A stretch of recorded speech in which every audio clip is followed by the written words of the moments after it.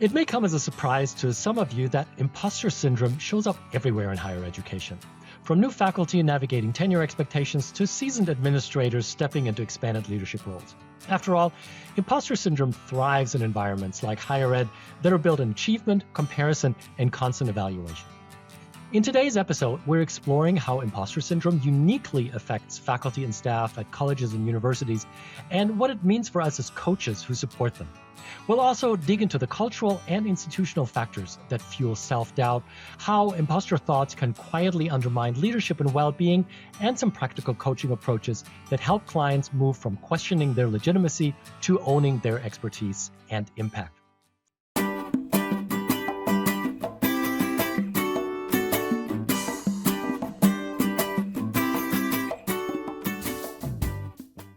Hello, I'm Tim Jansa, a leadership and organizational development coach and your host for Coaching in Higher Education, the go-to podcast for coaching professionals and those interested in coaching at colleges and universities.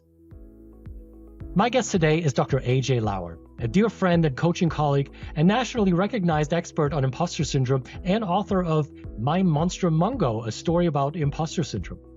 Through her work, AJ has established herself as a sought-after speaker, coach, and workshop facilitator in the field of workforce development, especially around imposter syndrome. And she has worked in higher education for more than 15 years. Welcome to the podcast, AJ, and thank you so much for taking time to have this conversation today. Hey, Tim, it's so good to see you. Thanks for having me on. So, AJ, for me, even after all those years working with highly accomplished faculty and staff, I'm still amazed at how many of them suffer from feelings of being an imposter. And to be frank, I feel like this has happened to me on many occasions as well. So the topic is somewhat personal to me. How did you come to focus your work on imposter syndrome? It was actually almost an accident, if you can believe it. I mean, so much in what we get interested in is just a right conversation at the right time, right? So I was out to lunch with my friend Katie, and she was telling me about a situation that she had at work. And she said, I was in this meeting and all of a sudden my imposter monster showed up, and, she went on to tell the rest of the story. And I followed up with her and we finished the conversation. I said, Katie, I need to backtrack a little bit because you said something really interesting earlier and I'm curious about it. And I asked her what she meant by the imposter monster thing. And she said, well, I've never really been comfortable with this imposter syndrome term because every time I feel like an imposter, it's not about me. It's typically about the environment that I'm in. And so I started to call it my imposter monster just because that's easy to remember.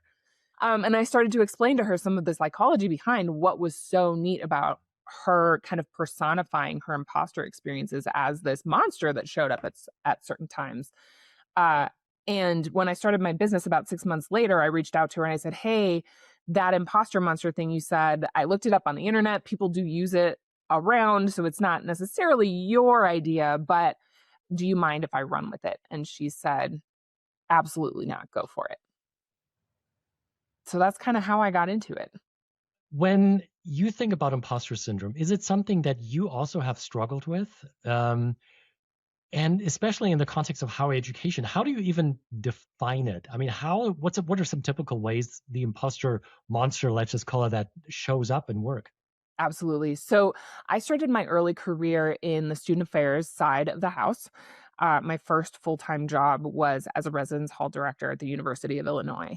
And a little bit of background about me is that I grew up in a lower class, blue collar household.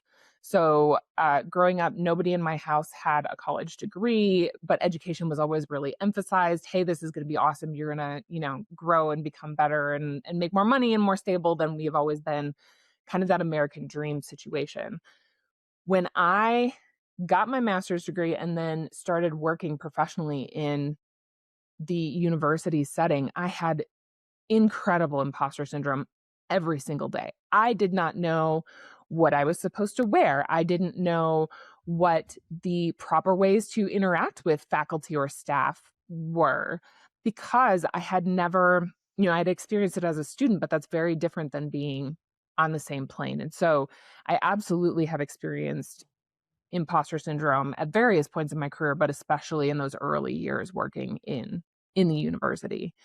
Um, and I think that's really common in higher education because we have this American dream idea about getting educated and building yourself up and, the bootstraps and all of that. And so a lot of folks who come into higher education actually come into it from backgrounds where they didn't learn how to exist within that world from their family or their growing up context. So, for many of us, that is a reality of our experience of working full time in higher ed.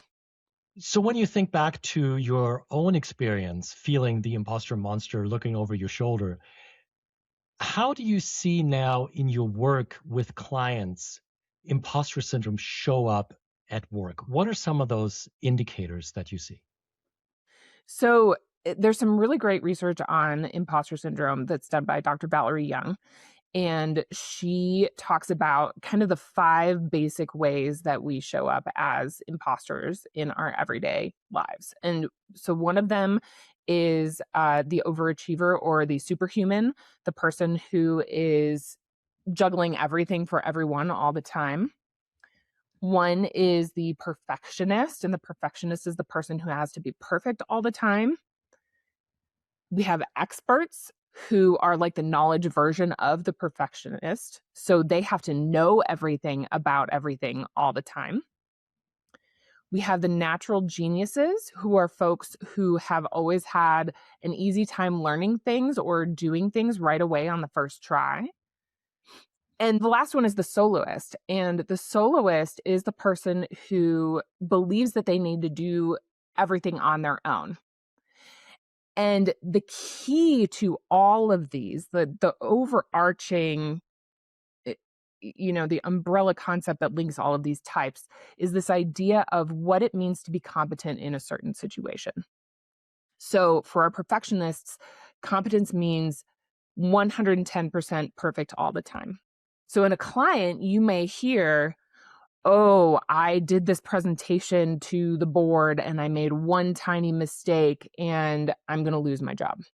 Or for our superhumans, and we often see superhumans in people who have minoritized identities, women, people of color, especially in universities, where we are expected to not only do our academic work, but we also have this emotional load that we're taking on for our colleagues and for students. We see that superhuman type. We have to keep all the balls in the air. We have to be everything to everyone and support everybody, often to the detriment of ourselves. And so you'll see people feeling overwhelmed or burned out or overstimulated because they can't keep up with all of these things that they've taken on. Please pardon the interruption. This is your friendly reminder that if you're enjoying today's episode, to please click like and to subscribe to the podcast. Your support is really important to us.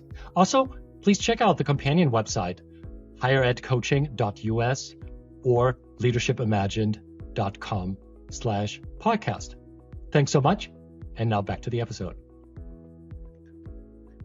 Those 5 categories, a couple of them certainly speak to me and my own personal experience. I think the perfectionist is one of them. The other one that you mentioned is the expert who knows everything or thinks they know everything. I've fallen into that trap many times. And it wasn't that I truly thought that I knew everything. It was putting on a facade and pretending that like I was, because if somebody asked you a question and you didn't have an answer for it, or they said, well, have you heard of such and such author or research?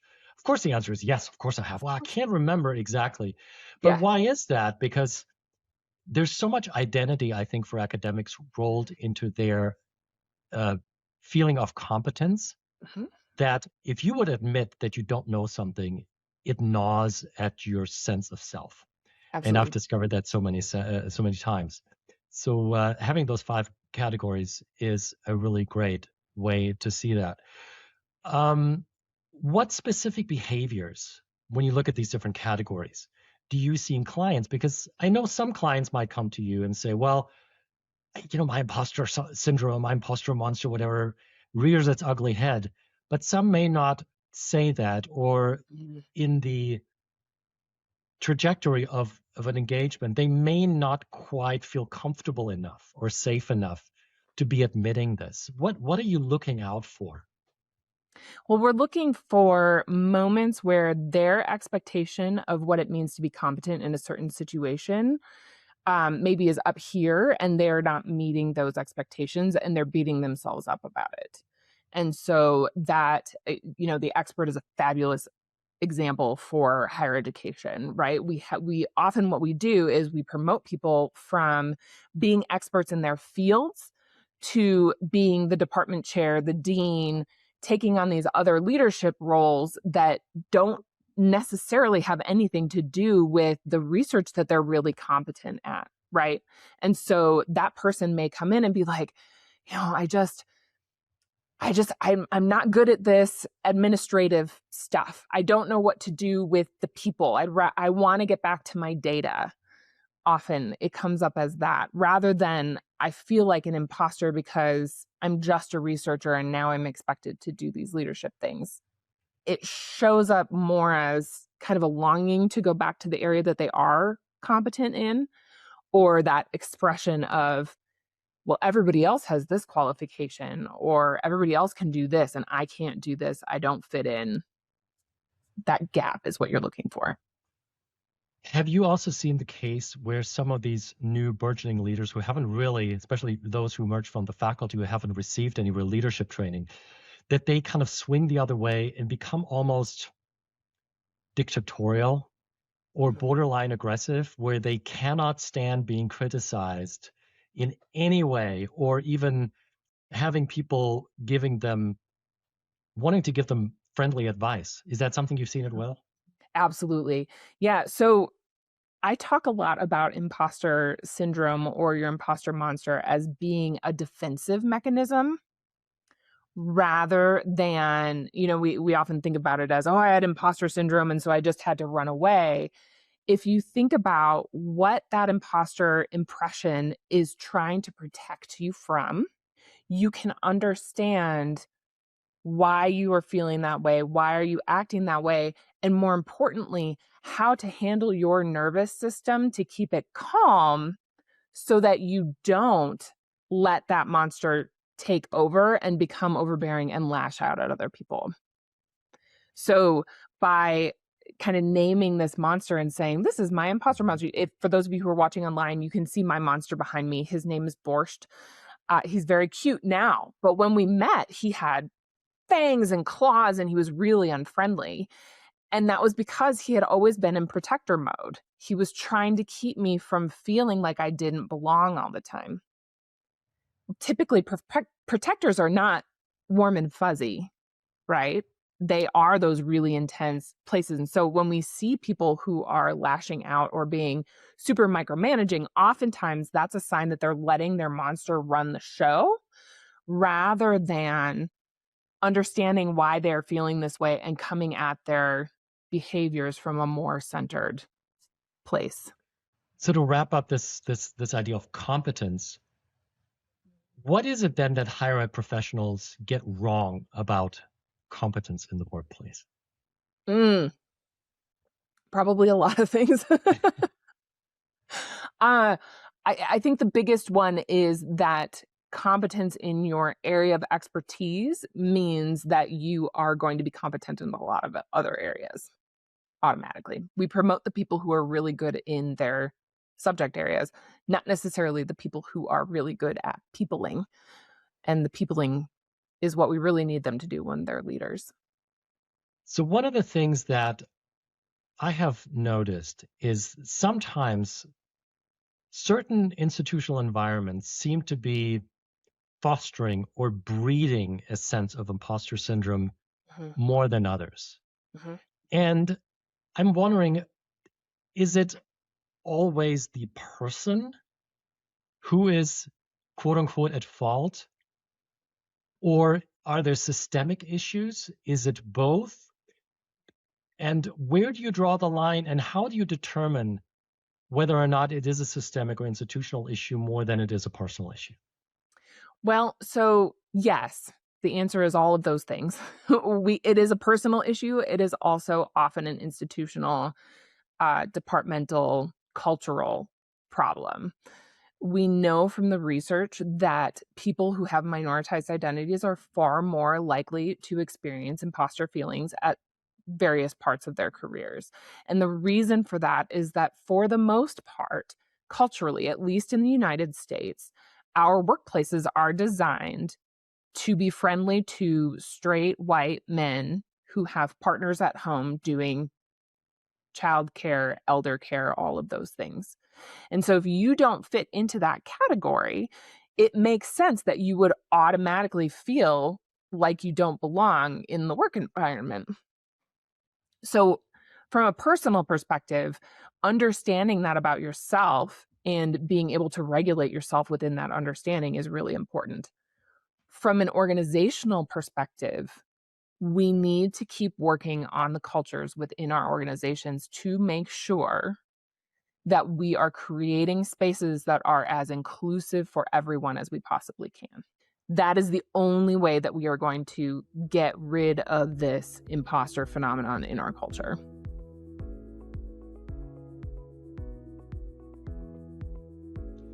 And if you have a client who is in an institution where belonging and inclusion is not front and center in their institutional strategy, what happens? Can you help this client? Is it something where the client may ultimately decide to leave? Where can this possibly go? Well, our job as coaches is always to support the person, right? We are meeting the person where they are at, and we are helping them grow to where they want to go. And so with some folks, that may mean having the conversation with them and helping them surface and be comfortable with the idea that it's time to go. With other people, the conversation might be, how are you going to change your environment? What pressure can you apply in different places to make changes, to make this better for yourself, to make it better for your students, to make it better for your colleagues? And sometimes you start at that institutional conversation and the personal conversation and move into, okay, we tried all of these things and it's not getting better. It's time to go. But really, if you stay focused on your client, they will tell you what direction they need to take it. What does that look like if you have a client, let's say they're could be a faculty member, it could be a department chair, you mentioned that earlier, Mhm. or maybe an associate dean. So people who are, let's call them lower to middle management, who may not be in a position of power or clout necessarily. Mhm. What have you seen that works, how they can make maybe some small changes to their environment so that they are more comfortable and they do feel more of a sense of belonging? So, one of the best things that anyone who has any leadership role can do is to make sure that they are setting up an environment for the people that they supervise that will allow them to be as successful as possible. So, setting really clear expectations for what success means to the people that you are supervising. Oftentimes, those imposter feelings flare up because we have these expectations that we've created for ourselves because we don't understand what we're actually supposed to be doing. And so if you as the supervisor are intentional about setting those expectations for your folks, it eliminates a lot of that possibility for them to create those imposter feelings and ideas on their own. You can also try to pass that upward. You can say to your supervisor, hey, this is what I understand my role is. This is what I understand that it means to be competent right now. Does this meet your expectation? And then you work with your supervisor to try to even out those differences.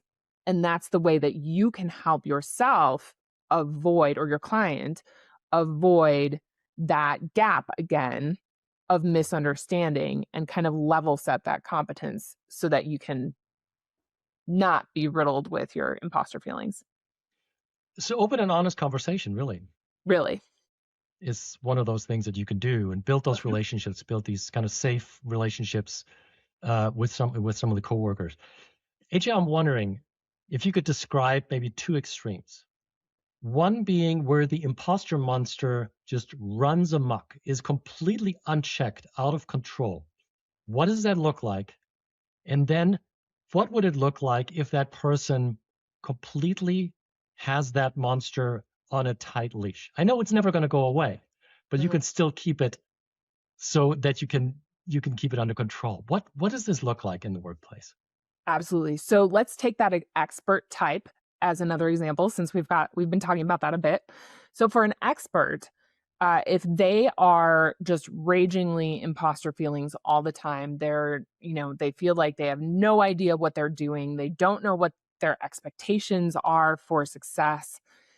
That person might be going around being like, I know everything. You have to do it exactly my way because I know everything. And I need you to know that I am the expert in all of this. And they're just constantly exerting this control to maintain that expertise, because that idea of expertise is what they understand success to look like. And so they will do anything that they can to maintain the appearance and any shred of feeling like they have the expertise in that situation. For someone who maybe doesn't have their monster on a tighter leash, but maybe has a better relationship with their monster, it's not about controlling your monster or shutting them out. It is about understanding them and developing almost a friendship or some kind of neutral relationship with them. So for someone who has that more positive relationship with their monster, and they have that expertise type, that's going to look like surrounding themselves with people who are better at things than they are. It's going to look like saying, you know what? I don't know the answer to that. Let me look into it and get back to you. So you can feel the difference even in me saying it between like the nervous system situation of the first person who's just riled up all the time versus the person who understands their own imposter feelings and triggers and is just able to say, you know what? I don't know, and look into it.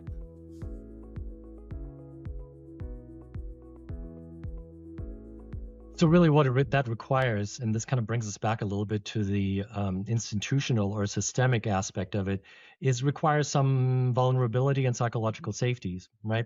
Mm-hmm. And not all environments have that, which then brings us back to what you said earlier of how you might be able to create an environment. So it kind of comes circular a little bit.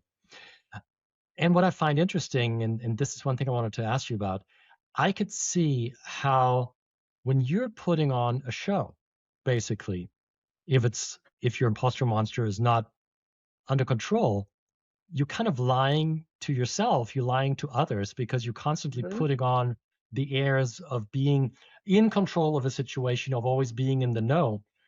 And I could see how this is a tremendous burden on you. Yes. People would never admit that, but I think it is. It weighs on you. So the logical conclusion would be that this could really contribute to an already stressful work environment internally and potentially contribute to burnout. Is that something that you've seen as well? Absolutely. Yes, I see it with my clients all the time. There's some really cool research on the burnout cycle with imposter syndrome. So we develop these beliefs about what it means to be competent and what it means to be good at the thing that we are um, trying to do. And those beliefs can come from inside, they can come from the media, they can come from our parents, they can come from anywhere really. But we have these beliefs. And those beliefs then don't match up with reality. And we fall into this imposter syndrome moment, right? We feel the imposter syndrome. We overcompensate in whatever way we need to do in order to feel less like an imposter. So for the expert, it is always looking like an expert or over researching. For the perfectionist, it is making sure that every single thing that we do is 110% perfect because we can't bear to make a mistake. Whatever that compensation is, we overcompensate, we overcompensate, we overcompensate, and then we burn out because we're working way too hard. The nasty thing about burning out is that now you're not performing at your best because you're exhausted. And so you go right back up into the top of that cycle where you say, well, this is what it means to be perfect, and I am not meeting those expectations. And so I'm an imposter. And you just go round and round and round in that cycle. So how do you break that cycle? Because this leads me naturally to wonder, what are some coaching approaches? Walk Mhm. us through a possible theoretical, hypothetical coaching journey of how you can help a client. And one of the things I'm particularly interested in, you mentioned about the nervous system, how you can calm the nervous system, how you can do that kind of work, and how does that fit in and where? So I typically start work with folks on that understanding competence point. So up here at the top, what does it actually mean to be good at what you are doing?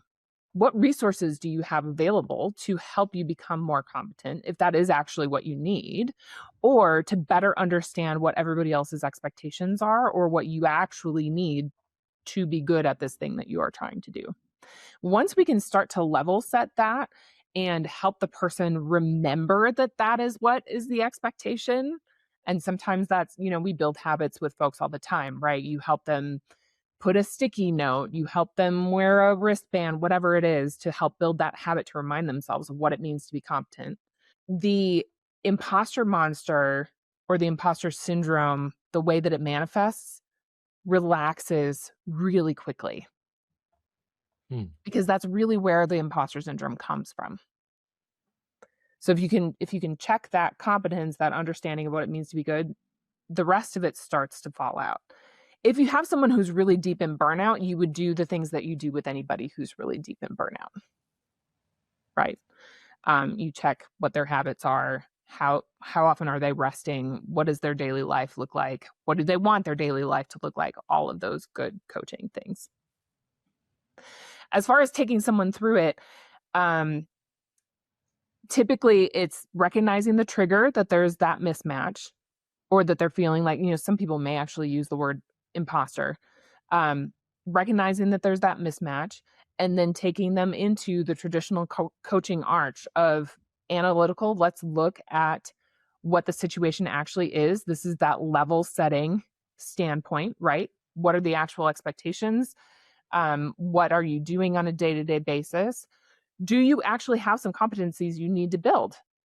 Sometimes that's part of the conversation. And then you take them up to the ideation. What would this look like if it was more comfortable?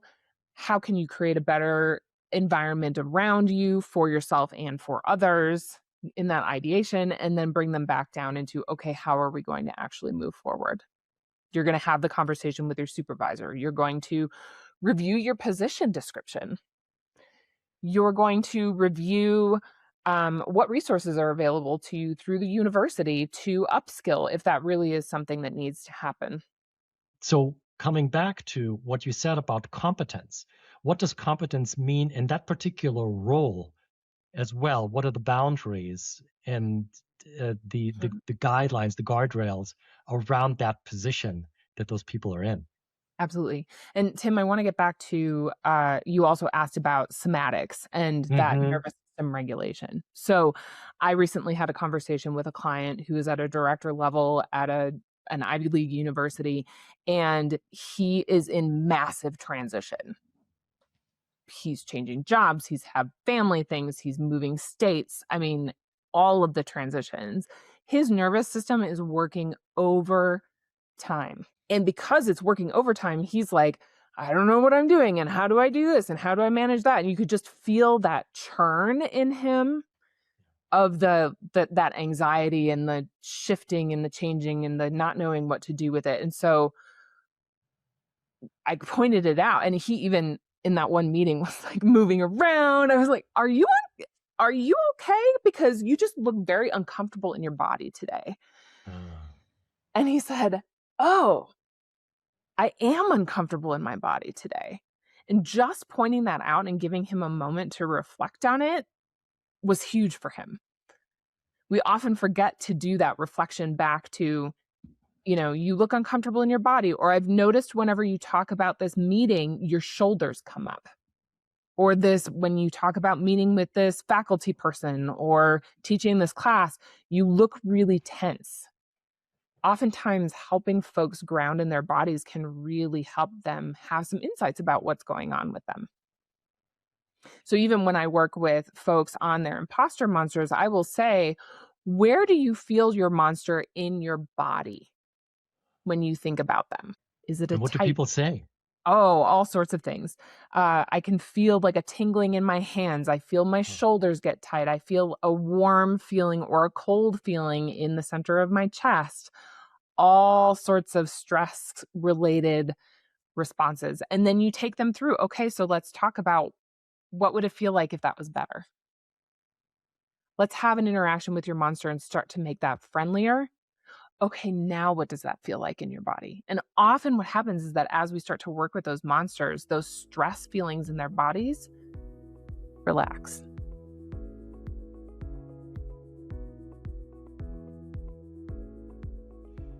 it's a great reminder for the coaches in our audience that coaching is not just about what clients say, Mhm, but also about their body language, about the mhm. nonverbal communication, the nonverbal cues that they give us and clues that they give us. And this is a perfect example where when you sense that somebody's fidgety, doesn't seem to be, you said, comfortable in their body. I love that analogy, and I may steal that if that's okay with you. Absolutely. Um, I think that is it. Again, it's important to keep that in mind. And it seems like imposter syndrome or imposter being under the control of an imposter monster is one of those cases where there are some physical manifestations of that, and not just how people think and how people talk. Um, you talked about competence, so we started with competence. Let's end with competence. Okay. How would you say, what suggestions would you have for coaches to be more competent in dealing or helping clients with imposter syndrome? What do they need? What are some of the skills that have come in really useful and really handy to you? So I think one of the biggest ones actually relates to misconceptions about imposter feelings. And that is that you'll see recommendations online. Well, just have the person make a list of all of their achievements, all the great things they've done. Then they won't feel like an imposter anymore because they'll know that they've done all these things. But the gnarly thing about these imposter feelings is that they also come with this feeling of, I have fooled everyone. It was luck that I got here. So when you have someone list out all of their accomplishments, they're going to go through that list and they're going to say, "Oh, I just had a good interview day. Oh, we just had a good proposal and so we got the funding for that project. Oh, I just lucked out because this person left the department and that left a hole and I was able to step in." Right? We have all these excuses. And so really what you're doing when you have them make that list is you're helping them list out all of their excuses for why they must be an imposter. It's actually counterproductive. So when I talk about competence, that is the key to helping people figure out how to overcome these imposter feelings. Not all of these achievements that you have, but what is necessary right now? What did people see in you when they promoted you into that position? They saw that competence or the potential for the competence. So how do we help you level set so that you can be there too? And that's really the key as coaches, is helping them have that conversation. And if you have a coach who discovers that they're dealing with a client with a severe, out of control imposter monster, where can they seek help? Where can they get maybe some information that, other than, of course, this episode and listening to you and maybe even reaching out to you to help them help that client optimally? So there are lots of fabulous researchers online about who talk about imposter syndrome. Obviously, I'm happy to talk to you. My work with imposter syndrome, actually, this imposter monsters idea is grounded in something called parts work. And parts work is typically within the domain of therapy, but it is moving more and more into coaching. And parts work is this recognition that we all have different parts of us that show up at different times to serve different functions. So I have a part of me right now, my expert part is driving because I'm doing a podcast interview, right? But my curious part is going to be the one that's driving when I'm in a coaching conversation. My nurturing part is the part that's going to show up when I'm interacting with my children, right? So we have all these different parts that show up. And learning about parts work and how to interact with someone when they have a part that's showing up, that's driving the train, has been just transformational for me. There are a couple of trainings out there now that talk about using parts work in coaching that are incredible. Coaches Rising in particular has been doing some that are really cool. So definitely check those out if you're interested. And then, of course, all of my resources. I have a book, I've got a training online, and you're welcome to join me for any of those as well. Sounds great. AJ, listen, this has been absolutely fantastic and super enlightening. So for those in our audience who would like to find out a little bit more about you, other than, of course, go into the companion site, which is higheredcoaching.us or leadershipimagined.com/podcast, where can our listeners find you? So the best place to find me is actually on LinkedIn. I'm there every day, like I think many of us coaches are. You can find me on LinkedIn at linkedin.com/in/AJ Lauer. I lucked out and got my actual name on LinkedIn. Or you can find me at my coaching website, which is thrivingibis.com, thrivingibis.com. And finally, I am really happy. I will share a link to my training as well as a discount code for your listeners, and we will leave that active through the rest of 2026. So if folks want to check out my training and see how I talk about it and kind of get my workbook and see what kinds of questions I ask folks, that's a great resource for learning more for yourself. Fantastic. And we put all those links and all these resources that we mentioned on the companion side. Thank you so much, AJ. I really appreciate your wisdom and your expertise, your competence in this matter. Thanks, Tim. And your time. And to all our listeners, thank you for spending a little bit of time with us today. As always, if you're interested in more information on this episode, our guests, and the topic, as well as to see all the resources and links that we just mentioned, again, the website is higheredcoaching.us, or you can go to leadershipimagined.com/podcast. See you again soon. And until then, keep making a difference. One client and one conversation at a time. Take care.